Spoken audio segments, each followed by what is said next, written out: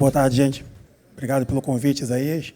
Bom ver a casa cheia aqui, né, para a gente poder falar um pouquinho e tentar trazer um pouco de contexto, que o grande objetivo é a gente dar uma pincelada geral, é um tema um pouco denso, um pouco complexo, mas a gente focando um pouquinho e sendo um pouco mais didático, acho que a gente consegue, trazer um pouquinho de awareness e depois o que a gente está se prontificando a fazer no final da apresentação, tentar depois derivar para a realidade de cada um, né? Mas quando a gente fala de duplicato, não é um tema novo, como foi falado na apresentação.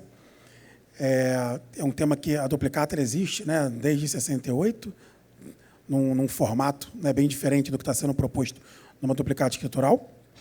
E essa lei, né, que vem de 18 para cá, e o Banco Central dá mais impulsionamento na Resolução 339, né, que diz de 23, você começa a ter mais clareza desse formato, né? E o que a gente não tinha de clareza até então? Né, um pouco dessa linha do tempo. Quando é que entra em produção? Toda empresa tem, como está sendo exemplificado aqui nos painéis, a dificuldade de você ter um projeto de tecnologia, se adaptar, implantar isso, com a concorrência, com tudo que a gente tem visto, né? Então, a agenda regulatória está intensa, a gente está falando de nota fiscal eletrônica, a gente está falando de split, de pagamento, a gente está falando de reforma tributária, tem um monte de agenda, né, acontecendo ao mesmo tempo, no mercado financeiro também, né, desde o Pix a gente tem visto cada vez mais coisa, um Banco Central bem intenso, e duplicata, o que era o grande fator para que o cronograma da maneira que ele foi criado, então uma dúvida que sempre tinha é, pô, a duplicata vai entrar mesmo ou não vai? A 339 do Banco Central já definiu que a duplicata escritural existe e quando ela existiria. Qual era o grande ponto? O ponto era que era um cronograma móvel, dependendo de algumas ações para que essa data começasse a correr. Qual é a etapa que a gente se encontra hoje? A etapa que a gente se encontra hoje é aquela que está ali em 26, produção assistida. Né? Uma vez que os escrituradores, que é a nova figura que o Banco Central trouxe para dentro da duplicata, uma vez que eles estejam prontos, né, e homologados, eles são autorizados pelo Banco Central e aí começa a valer a duplicata escritural. Então, você vai ter um período de 180 dias de produção assistida, que é um período para teste, é um período mais controlado, porque você só pode escriturar uma duplicata se o sacado tiver um bordado, justamente porque acho que é um tema central do que a gente está discutindo hoje, de quanto impacta a vida do sacado. Então, na produção assistida, uma duplicata não vai poder ser escriturada se o sacado não tiver passado por um processo de onboard, e a gente vai entrar um pouquinho mais na frente no detalhe do que é esse impacto. Então, a gente está mirando 2026. Então, a grande definição era quando é que vai começar a produção assistida. A gente está na fase final dos testes, os testes estão sendo concluídos, o Banco Central tem um período ali de autorização, o Banco Central publicamente já tem falado que mira com a data de junho, para em junho essa produção assistida estar valendo. Então, o segundo semestre de 26 é onde a gente mira que a produção assistida vai estar valendo e começa para valer essa dinâmica, que a gente vai abordar um pouquinho para frente. Então, a duplicata ela mira numa agenda do Banco Central, uma agenda extensa de competitividade e redução de spread, que é a agenda do BC hashtag. Ele mira trazer para a duplicata um mundo, né, de mais clareza de tudo aquilo que a gente via, né? Acho que a gente discute bem, quem está mais próximo nessa discussão regulatória, acho que a gente define na B3 lá que a duplicata hoje praticamente não existe, né? Ninguém negocia uma duplicata. Você tem um lado do mercado financeiro, que são os bancos que negociam o boleto, antecipam o boleto. Do outro lado, o mercado de FDIC negocia a nota fiscal. Mas a duplicata em si, que é o ativo financeiro de fato, ela hoje não é bem documentada, não é bem intitulada em todos os agentes do mercado. Então, a grande proposta é você ter um ativo financeiro de fato, que o ativo financeiro, ele sim é negociável, uma nota fiscal não é negociável, o ativo financeiro em si ele é negociável, pode ser dado como garantia, pode ser feita uma cessão. Então, quando nasce esse instrumento financeiro, entende-se que você vai ter, né, muito mais segurança, evitar o que chamavam de duplicata, triplicata, né, a dupla, a tripla cessão. Você vai fazer com que essa informação circule mais livremente no mercado, que hoje ela é muito containerizada entre agentes do mercado e você não tem um processo de informação claro, existe muita assimetria e essa assimetria leva um prejuízo de spread para o fornecedor. Então, o fornecedor vai ter mais liberdade agora para buscar melhores taxas e uma maior circulação dessas duplicatas significa uma maior complexidade de pagamento para os sacados, né? Então, acho que é nessa dinâmica que a gente fala de uma busca de redução de spread, no melhor acesso a crédito do pequeno, né, porque eu acho que as grandes empresas hoje já têm o seu processo bem resolvido de acesso a crédito, mas quando você traz esse processo para o pequeno e médio, para potencialmente 5 a 6 milhões de novas empresas que não usam duplicata como garantia, você vai tornar um ecossistema muito mais complexo e isso hoje impacta diretamente a vida do sacado, que tenta hoje resolver a sua vida dentro do programa de risco sacado ou das ferramentas que ele tem hoje ou das cláusulas contra seus fornecedores. Então, é o que a gente diz, né, que a duplicata é para ser, né, um ecossistema mais seguro, rastreável, né, e eficiente, porém com uma atrito inicial e uma dor inicial de adaptação. Então, quando a gente fala de um pouco de data de obrigatoriedade, porque o que a lei traz, né, e o que a resolução traz é essa obrigatoriedade de negociação do duplicata escritural, o Banco Central ele não regula diretamente as empresas, mas ele regula através dos intermediários financeiros. Então, ele fala que um banco só pode negociar uma duplicata se essa duplicata estiver escriturada. Com isso, a obrigatoriedade alcança as empresas, a empresa passa a ser obrigada a escriturar aquela duplicata para que o financiador consiga ofertar o crédito. Então, ele está regulando indiretamente as empresas com essa nova resolução. Então, quando a gente fala de obrigatoriedade, e aí vamos tomar liberdade aqui de definir uma data, a gente, assumindo que a produção assistida começa em junho 26, em junho 27, começa a obrigatoriedade das grandes empresas só poderem se financiar com duplicata através da obrigatoriedade de registro. Né? Se a produção assistida começa em julho, essa obrigatoriedade vai ser em julho de 27. Por isso que tem aquela média móvel ali de tempo, mas a gente tem hoje um pouco mais de clareza e a melhor data, nosso melhor guest aqui é junho desse ano, então em junho de 27 as empresas acima de 300 milhões estariam obrigadas, as médias no fluxo seguinte de 180 dias e as pequenas empresas no fluxo seguinte de 180 dias. Porém, o que acontece? Estar obrigado não significa que a empresa só vai escriturar naquela data. Então, ela tem a liberalidade de entrar em qualquer processo. O que acontece? Então, os grandes sacados, que são os grandes pagadores, eles são impactados no D0. Na produção assistida, quando ele for onboardado, ou a partir de janeiro do ano que vem, quando a primeira duplicata for escriturada contra ele, ele já está dentro do processo, ele não vai respeitar corte, ele só vai ter um fluxo e um volume incremental de duplicatas sendo emitidas contra ele.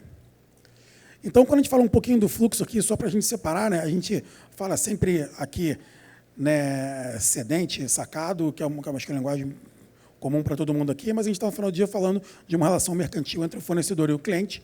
Então, a gente tem duas ações iniciais, que é a emissão da nota fiscal, que é relativa a uma relação comercial pré-existente, e aí sim agora o registro dessa duplicata. E aí a gente está. Esse aqui é um desenho simplificado. Se vocês olharem o desenho do regulador, você vai ter duas figuras aqui, que é a registradora e a escrituradora, mas é só uma questão normativa entre IMF, B3 e regulador. Então, para o ecossistema, o agente é o mesmo, o sistema, os inputs são muito parecidos, então a gente simplificou aqui um pouco o desenho para ficar mais didático. Então, uma vez que essa nota fiscal é emitida e essa duplicata é registrada, você está começando a entrar no ambiente da duplicata escritural. E aí tem alguns detalhes que a gente vai entrar numa proposta lá no final de ação subsequente aqui, mas você tem detalhe, você pode emitir uma duplicata, não precisa ter uma nota fiscal, você tem alguns elementos mínimos de fatura, né, porque acho que o que a gente falou um pouquinho sobre o nascimento da duplicata, a duplicata nasce através da fatura e não da nota fiscal. A nota fiscal traz muito mais segurança para todo o processo, mas ela não é obrigatória. Então, existe uma série de nuances que a gente pode discutir, principalmente quando a gente entender a realidade da empresa, se ela está na ponta de escrituração, se ela está na ponta apenas de pagamento, mas esses detalhes a gente vai entrando mais para frente. Então, o que acontece é que quando isso bate na registradora, você, como sacado, vai receber a primeira, que é a notificação da criação dessa duplicata contra você. Então, você recebeu a nota fiscal do fornecedor, se ele escriturar, você vai ser notificado pela registradora que foi uma duplicata foi emitida contra você. E aí nasce o cronograma do sacado, que aí você começa a decidir que ações que você vai tomar em cima dessa duplicata. Aceite, alguma anotação comercial, né, algum apontamento. Então, todo esse fluxo começa a nascer para o sacado quando ele recebe a primeira informação de que a duplicata foi emitida. E ele também vai ser. E aí o fluxo, quando a gente vai levar essa discussão agora lá para o contas a pagar, começa quando aquela duplicata foi cedida, você também vai ser notificado. Então, um fato novo agora, você vai saber que aquele fornecedor cedeu aquela duplicata para um FDIC, para um banco, para alguém que virou novo beneficiário daquela duplicata. Hoje não vai estar mais associado diretamente só ao boleto. né? Quando você recebeu um boleto novo, você sabe que aquela duplicata foi emitida, você restringiu o pagamento do boleto e assim você tentava controlar mais esse ecossistema, né? Por força de lei, você não pode mais vedar que o fornecedor negocie livremente a sua duplicata. Existe uma relação comercial bem estabelecida entre isso vai continuar existindo sempre, né, dessa força comercial, como é que você vai ajudar os seus fornecedores a entrar num fluxo, porém, você vai começar a ser mais municiado de informação e começa uma primeira dor, né? Como é que eu vou trabalhar com milhares de notificações contra mim no dia a dia? Né? Então, você já começou a entrar no ecossistema com toda a sua complexidade em função a todos os seus fornecedores nesse processo. Então, tudo que acontecer na vida da duplicata, ela vai ser notificada contra o sacado e você vai sabendo o que vai acontecendo ao longo desse período até chegar a data específica, que é a data do pagamento, né? E o que a norma traz? O sacado tem a liberalidade, isso não é a norma, mas é a lei, o sacado tem a liberalidade de escolher o meio do pagamento, qualquer meio do SPB, exceto dinheiro. Então, você, como sacado, vai escolher como você vai pagar, só que você passa a ter a responsabilidade de identificar a duplicata em que você está pagando. Então, se você vai pagar a duplicata 123, você precisa identificar que pagou a duplicata 123 para o beneficiário correto. Então, essa começa a trazer toda uma dinâmica nova, né, de você saber se aquela duplicata, e vamos para, aqui eu imagino que todo mundo tem um processo parecido, mas você tem um fluxo de pagamento que ele acontece só no dia 25, e você fecha ele no 5º dia útil do mês, e você já sabe tudo que você vai pagar e faz todo o seu processo de governança de pagamento. Essa duplicata é cedida no dia 6, no dia 7, no dia 15, no dia 24, na manhã do dia 25. Então, não é muito comum, mas você não está livre que isso possa acontecer.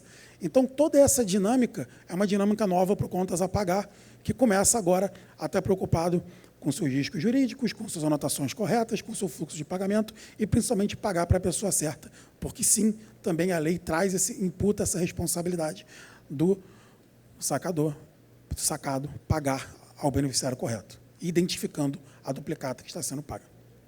Então, aqui a gente vai falar um pouquinho desses modelos de liquidação de duplicatas existentes hoje. Você quer pegar daqui, Isaías, o complemento?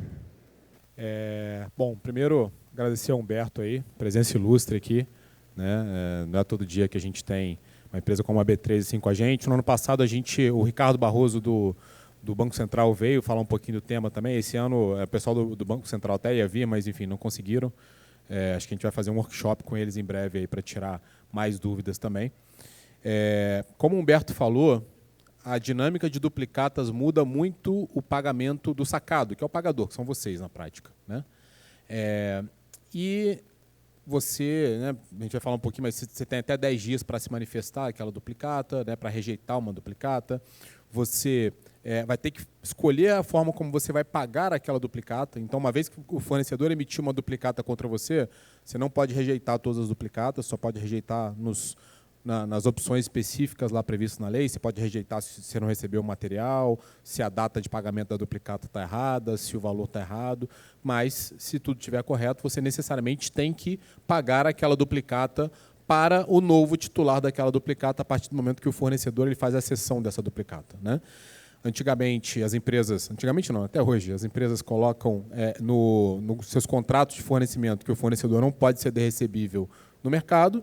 Isso vai deixar de ser válido, né? Então, a cláusula 10ª lá da lei 13775, que é a lei de duplicata escritural, ela diz explicitamente que o pagador, né, o sacado, ele não pode fazer nada para proibir, nem dificultar, nem onerar essa cessão de recebível do fornecedor. Então, na prática, adapte-se ou adapte-se, né, assim como a reforma tributária.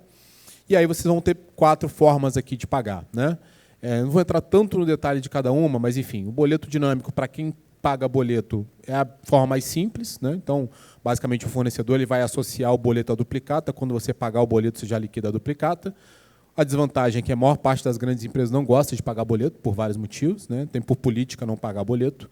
E aí sobram as outras 3. A 4ª ainda não tem data para entrar, né? Que é o Pix dinâmico, que ao invés de Em linhas gerais, aqui, ao invés de você fazer o Pix para o CNPJ do fornecedor, você faz o Pix lá para o número da duplicata e o próprio sistema de liquidação do Pix ele faz a liquidação para quem é o titular daquela duplicata naquele momento. Né? Mas isso aqui, por enquanto, ainda não tem data para entrar. Sobram os outros 2 modelos para quem não paga boleto. Tá? Onde o primeiro modelo é a consulta do sacado à registradora, ou seja, vocês como pagadores, antes de mandar o pagamento para o banco, vocês vão na registradora, vão lá na B3, né, consultam lá na B3 essa duplicata aqui, quem é o novo titular dessa duplicata é o banco XYZ, o Banco Bradesco, que comprou aquela duplicata do fornecedor, tem lá na registradora qual é o novo domicílio, você pega o domicílio, vai lá no seu título, muda o domicílio do título, né, e quando você mandar o arquivo para o banco lá, vai o domicílio correto, né, o novo domicílio do novo titular daquele documento. Tá? Quais as vantagens disso? São basicamente 2. Primeiro, o cadastro fornecedor. Se o fornecedor ele cedeu essa duplicata para um terceiro que não está cadastrado no seu RP, né, a maior parte das empresas aqui, a maior parte dos RP, você precisa fazer o cadastro do fornecedor para poder fazer aquele pagamento. E aí, né, em muitas empresas, o cadastro do fornecedor às vezes dura 3 meses, né, porque tem uma série de passos que tem que passar, e aí você não vai conseguir cadastrar aquele fornecedor a tempo, além, obviamente, do trabalho operacional para você cadastrar esse fornecedor. Tá? Além disso, se você agendar o pagamento, ou seja, eu vou agendar o pagamento para pagamento daqui a 30 dias, já vou agendar. Você não consegue agendar o pagamento, porque, ou, enfim, você vai ter que desfazer esse agendamento, porque nesse período, né, entre o momento do agendamento até o momento que o pagamento vai ser de fato liquidado, a duplicata ela for cedida, mudar de mãos, né, e ela pode mudar de mãos várias vezes, não é só o fornecedor ele vender para o Bradesco. O fornecedor ele pode vender para um FDIC XYZ, o FDIC vender para o Bradesco, sei lá, porque vender para o Banco X. Então, essa duplicata ela pode mudar de mãos várias vezes. Então, você tem que garantir que no dia do pagamento, no dia da liquidação, você vai estar mandando o domicílio correto para o banco. Tá? Então, isso basicamente elimina a possibilidade de você agendar um pagamento ali no modelo 2. E é por isso que a gente está recomendando o modelo 3. O que é o modelo 3? É o pagamento em 2 etapas. Então, no modelo de pagamento em 2 etapas, que é o modelo que está previsto, né, na norma do Banco Central, você pode pagar para um terceiro, e esse terceiro, no momento da liquidação, ele vai verificar quem é o novo titular daquela duplicata e vai direcionar. Nesse caso, o terceiro seria a própria registradora, ou, né, o banco de vocês. Então, esse é o modelo que a gente está sugerindo para os nossos clientes, esse é o modelo que a gente está desenvolvendo aqui, né, ou, enfim, desenvolveu em conjunto com a B3 no nosso produto. Na verdade, o produto ele comporta todos os tipos de pagamento, mas a gente está recomendando esse modelo justamente porque você minimiza. Primeiro, você pode continuar, né, não pagando boleto, né, se for política da empresa, e segundo, você não precisa ficar cadastrando fornecedor, você não precisa ficar refazendo agendamento de pagamento, uma vez que tem uma duplicata, você cadastra um fornecedor uma vez só, que é a B3, ou o seu banco, nesse caso aqui, né, a B3, e aquela duplicata lá daqui a 30 dias, ou 60 dias, enfim, você vai pagar para a B3, e a B3 vai verificar quem é o novo titular daquela duplicata e vai fazer o pagamento direto. Tá? Acho que vale comentar aqui. O que o Banco Central traz aqui? Ele traz uma inovação, porque, dado como o Zé comentou, o boleto dinâmico, o cronograma da duplicata escritural não vai esperar nenhum cronograma de meio de pagamento. Então, ela vai acontecer independente da entrada do boleto dinâmico, que a data ainda está um pouco incerta, tem discussões, tem um empenho grande no mercado, mas ainda não tem data certa, mas indo para o gancho de que muita gente não paga boleto, o Banco Central cria a previsão do pagamento em 2 etapas. Significa o seguinte: se você pagar na conta da escrituradora e falar, paguei a duplicata 1, 2, 3, essa confirmação de pagamento já é a confirmação de que você pagou a duplicata, independente da responsabilidade da escrituradora em direcionar esse recurso para o beneficiário correto, porque vira risco escriturador. É a mesma coisa que algumas empresas que devem passar num processo de debendos, comissão de quicado, patrimônio separado, então o escriturador é o responsável por aquele pagamento. Você depositou ali, você tem aquele comprovante, então está pago. Então, essa é a diferença, e isso entra a partir de que a gente, B3, for uma escrituradora aprovada, esse modelo entra em operação. Ele não espera e não depende de uma implantação do mercado, é algo que a gente, B3, resolve sozinho dentro de casa. Perfeito. E nesse modelo, né, como o Humberto falou, a B3 é a responsável legal por esse pagamento. Então, uma vez que você pagou a B3 pela lei, né, você, entre aspas, já pagou o seu fornecedor. Tá? A B3 vai ter um processo de KYC robusto aqui para garantir que aquela conta que está lá na registradora, de fato, é a conta para onde tem que pagar, né? Você tem uma simplificação do processo interno, porque você não precisa ficar cadastrando fornecedor toda hora, nem revisando, né, agendamento de pagamento. Uma vez que a duplicata, você agenda o seu pagamento lá para a data de liquidação para a B3 e acabou, né? E você tem a redução de risco operacional desse processo de mudar errado o domicílio bancário, enfim, né? Então, você vai sempre mudar para o mesmo domicílio e aí você reduz risco operacional, tá? Bom, falando um pouquinho da parte de duplicata, quais são os principais riscos, quais são os principais problemas que ela traz para as empresas, né? Basicamente são dois. Uma é o prazo curto para rejeição. Uma é o prazo curto para rejeição. Então, as empresas têm 10 dias para rejeitar uma duplicata. Então, imagine que você recebeu uma duplicata do fornecedor. O fornecedor escriturou uma duplicata contra você, seja uma duplicata válida, seja uma fraude, por exemplo. Você tem 10 dias para reagir. Você tem 10 dias para chegar lá na B3 e falar, ó, essa duplicata aqui é inválida. Porque se você não reagir dentro dos 10 dias, você tem um aceite tácito, o aceite presumido dessa duplicata. Significa que se o fornecedor pegar essa duplicata e vender para o Bradesco, vender para o Itaú, é direito do Bradesco e do Itaú te cobrar depois de protestar em relação àquela duplicata, porque você deve, né, o banco ou o fundo. Tá? Então, acho que é importante só mencionar aqui também que o financiador é risco financiador, tá? Mesmo que você, como empresa, recuse aquela duplicata, mesmo assim ele pode negociar. O fornecedor consegue negociar aquela duplicata contra o financiador. Ela não está bloqueada para negociação, mas aí vira um risco do financiador em acatar. Perfeito. Então, né, como a gente falou, se você não recusar em até 10 dias, você tem um aceite tácito que te leva a dois riscos. O primeiro é fraude. Então, a gente sabe que no Brasil o fraudador é bem criativo, né? Então, assim, provavelmente nos primeiros dias ali, né, o fraudador vai saber que empresa nenhuma vai reagir nos 10 dias mesmo, vai começar a escriturar um monte de duplicata contra vocês, negociar essa duplicata no mercado, daqui a pouco está o banco lá te cobrando, te colocando na justiça por um negócio que você nem conhece, nem sabe o que é, né? Então, esse é o primeiro risco de você não se manifestar em 10 dias.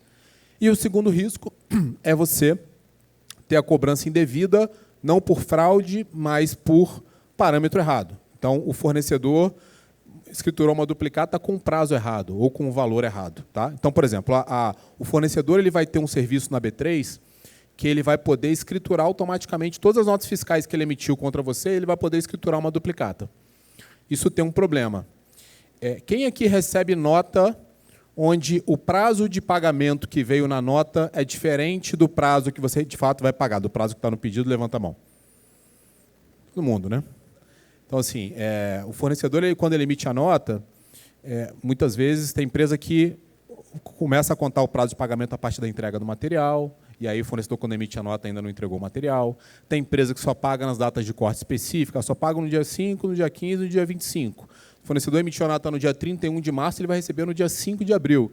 Ele colocou lá na nota que o prazo de pagamento dele é 31 de março. Enfim, tem uma série de problemas aqui, né? Além, obviamente, do valor líquido. Então, muitas vezes o fornecedor ele vai emitir a duplicata com aquele valor líquido, mas, eventualmente, você fez o adiantamento para o fornecedor, e aí você não vai pagar o valor, né, cheio para ele daquela nota. Enfim, uma série de outras possibilidades aqui do valor que você vai pagar ou do prazo que você vai pagar está diferente do que está na nota fiscal. Então, quando você não reage dentro dos 10 dias, ou seja, você não rejeita aquela duplicata dentro dos 10 dias, dizendo que o prazo está errado, que o valor está errado, ou que você não recebeu o material, se o fornecedor negociou aquela duplicata, o banco vai te cobrar. E o banco não vai querer saber se o prazo estava errado, você falou, você tinha aqui os 10 dias para se manifestar e não se manifestou. Tá? Segundo ponto é o risco de liquidação para terceiros, ou seja, você, quando for pagar essa duplicata, você não necessariamente mais vai pagar para o fornecedor. Eventualmente, você vai pagar para o banco ou para o FDIC que comprou aquela duplicata do fornecedor. Né?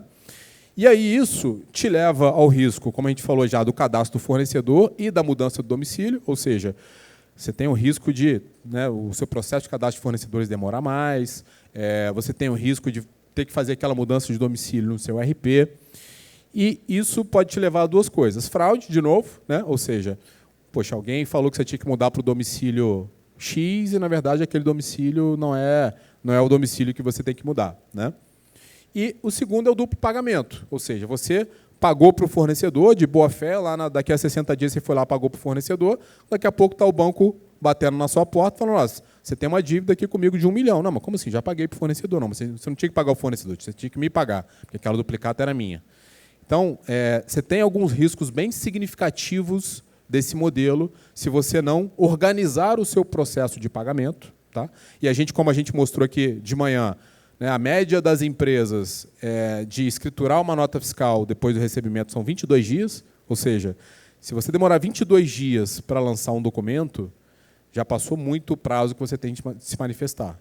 Então, vocês vão ter que ajustar o processo de vocês para que essa escrituração, porque essa nota vire título em no máximo 10 dias, para vocês terem tempo de reagir a essa duplicata. Tá?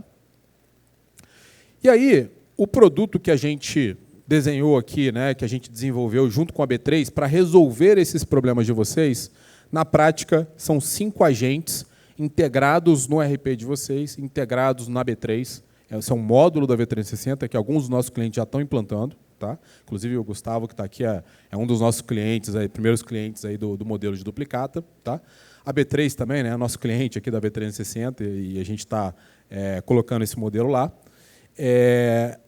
Onde esse módulo vai fazer basicamente 5 operações para automatizar toda essa cadeia de gestão de duplicatas end-to-end do lado do pagador. Tá? Primeiro é a captura de duplicatas. O que é isso? De hora em hora, a gente fica indo na B3 para ver se tem alguma duplicata emitida contra vocês. Se tiver uma duplicata emitida contra vocês, a gente pega essa duplicata e traz para o V360. E aí, basicamente, esse monitoramento ele abrange qualquer registradora, porque as registradoras são interoperáveis. Tá? Ou seja, se o fornecedor ele escriturou a duplicata na CERC ou na Núclea, que são as outras registradoras que estão se homologando junto ao Banco Central agora, a B3 automaticamente já vai varrer essas duplicatas, já vai trazer para a B3. Então, se vocês indo na B3, vocês pegam qualquer duplicata emitida contra vocês e a gente varre para todos os CNPJs da empresa. Então, duplicata é por CNPJ. Tá? Então, vocês vão ter que monitorar isso para todos os CNPJs da empresa de vocês. Uma vez que a gente capturou essa duplicata que foi emitida contra vocês, a gente faz o que a gente chama de associação e validação. Isso é um agente que, dentro do V360, que ele faz o quê? Ele basicamente cruza aquela duplicata com o título que está no RP, ou então com a nota fiscal que está no V360, se aquela nota não tiver, né, virado título ainda, para validar se os parâmetros da duplicata estão corretos, ou seja, se aquela duplicata é válida, se realmente tem um título ou uma nota referente àquela duplicata, se o prazo de pagamento é aquele mesmo, se o valor líquido que você vai pagar é aquele mesmo, etc. Tá? E aí, essa validação são regras flexíveis. Então, poxa, mas aqui eu tenho um processo de que eu tenho que, antes de pagar, eu tenho que verificar se tem bloqueio judicial. A gente verifica, né, se tem bloqueio judicial, embora esse bloqueio também, a própria B3 já vai receber esse bloqueio judicial. Aqui eu posso fazer um adiantamento ao fornecedor. Tem uma nota de crédito contra o fornecedor que eu não vou, né, que eu tenho que validar aqui também para ver o valor líquido que eu vou pagar. Tudo isso a gente bate, né, dependendo da regra de negócio de vocês. E, assim como a gente tem no V360 hoje, a gente tem também aqui um workflow de tratamento de divergência. Ou seja, qualquer divergência, poxa, tem uma duplicata aqui que eu não encontrei nota, não encontrei cadastro fornecedor, provavelmente esse negócio é uma fraude. A gente manda para um workflow, para a área responsável de vocês, para a área fazer o tratamento daquele negócio. Tá? O terceiro é a manifestação. Então, uma vez que eu capturei a duplicata, que eu conciliei, que eu vi que aquela duplicata é válida ou não, o V360 vai lá na registradora, vai lá na B3, em nome de vocês, e aceita ou rejeita aquela duplicata automaticamente. Tá? Ou seja, dentro do prazo dos 10 dias, a gente vai lá e rejeita a duplicata se ela tiver com o valor errado, se ela tiver com o prazo errado, se eu não tiver recebido o material ainda, etc. E a gente também tem regras flexíveis de manifestação. Então, tem cliente que fala, poxa, ó, pessoal, eu quero rejeitar todas as duplicatas que forem válidas, mas as duplicatas que forem válidas, eu não quero aceitar, não. Eu quero incorrer no aceite presumido lá, deixa, né, o aceite presumido dentro dos 10 dias, que eu não quero fazer essa confissão de dívida explícita aqui. Pô, beleza, a gente não aceita, a gente só rejeita. Ou então, olha, eu quero sempre rejeitar no último dia ou no penúltimo dia, porque se eu aceitar no primeiro, coisas podem acontecer aqui até o 10º dia, eu posso fazer um adiantamento para aquele fornecedor, que eu vou ter que descontar a duplicata, ou pode ter um bloqueio judicial aqui no meio. Então, eu quero esperar até o último dia para rejeitar, porque, né, se eu aceitar no primeiro dia, eu corro o risco aqui de alguma coisa acontecer até o 10º dia. Não tem problema. A gente parametriza a rejeição para acontecer só no 9º ou no 10º dia, como vocês quiserem. Tá? Depois que a gente manifestou, a gente fica monitorando aquela duplicata, ou seja, se aquela duplicata for alterada, porque sim, o fornecedor, inclusive, pode alterar a duplicata, né? Ou, enfim, o titular da duplicata pode alterar parâmetros da duplicata. Então, a gente fica monitorando se aquela duplicata foi alterada, ou se a nota fiscal correspondente à duplicata foi cancelada e o fornecedor não cancelou a duplicata, ou se a duplicata mudou de mãos, né? Ou seja, se o fornecedor cedeu aquela duplicata. Em cada um desses eventos, a gente tem tratamentos específicos. Obviamente, né, no caso da cessão da duplicata, a gente vai lá no RP de vocês e já muda automaticamente o domicílio, seja para o novo domicílio que está na registradora, seja para o domicílio da B3, por exemplo, se vocês forem pagar em 2 etapas. Tá? E, por último, a gente, né, atua na liquidação dessa duplicata. O que é atuar na liquidação? Imagine que você vai fazer a liquidação em 2 etapas. Poxa, mas agora eu vou ter que... Hoje eu pago o fornecedor numa TED, lá, num Pix consolidado. Eu vou ter que abrir nota a nota para pagar duplicata a duplicata? Em teoria, teria, tá? Mas para vocês não precisarem mudar o processo atual de pagamento de vocês, a gente criou, junto com a B3, um modelo onde você continua podendo pagar de forma consolidada para o fornecedor, e o V360, que sabe todas as duplicatas que estão sendo pagas naquele dia, vai mandar via API para a B3 o racional de abertura daquele negócio. Ou seja, B3, esses 10 milhões aqui que você recebeu do cliente tal, 1 milhão é referente à duplicata A, 2 milhões duplicata B e 7 milhões duplicata C. Então, a gente abre para a B3 para que a B3 possa fazer essa liquidação, né, em 2 etapas, de forma única ali para cada uma das duplicatas. Tá? E uma vez que a gente identificou o pagamento, ou seja, vocês pagaram, né, para a B3, por exemplo, ou direto para o fornecedor, baixaram aquele título no RP, o V360 pega aquela baixa do título, vai na registradora e coloca uma nota comercial naquela duplicata, dizendo que aquela duplicata já foi paga.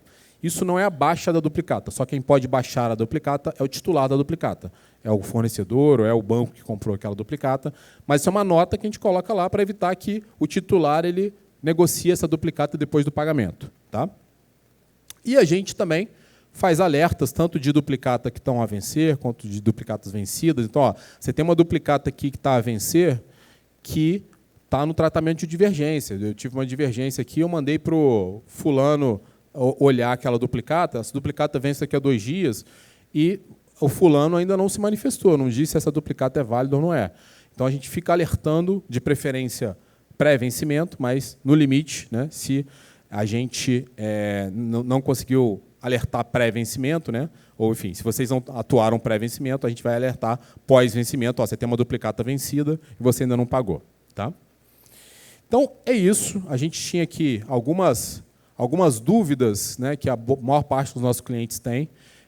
A gente está com um tempinho esgotado aqui, a gente não quer atrasar o evento aí para vocês. Então, a gente vai abrir para dúvidas aqui, agora a gente tem uns minutinhos para dúvidas. Vocês podem pegar a cola e pegar essas aqui mesmo, então vocês podem ter outras dúvidas, tá? Que vocês quiserem ter. De qualquer forma, a gente está organizando um workshop, né, junto com a B3 para entrar mais no detalhe desses pontos. A gente já tem falado com alguns clientes aí, né, ido junto em alguns clientes para tirar dúvida, para, né, enfim, entender melhor o processo do cliente e ajudar a desenhar, mas em breve a gente vai fazer um workshop para atender mais clientes ao mesmo tempo aqui, tá bom? Acho que nesse workshop a gente vai trazer o Banco Central também para dar o conforto para vocês de alguns pontos que são regulatórios, ou de lei, ou de entendimentos, para que vocês consigam desenhar os seus fluxos. Mas nesse workshop a gente consegue entrar no detalhe, é ali que acho que a gente consegue olhar a particularidade de cada um. Muitos temas são bem comuns a todos, mas dá para ajustar. E também na B3 fiquem à vontade para contatar a gente, que a gente tem um time específico para atender a sua empresa.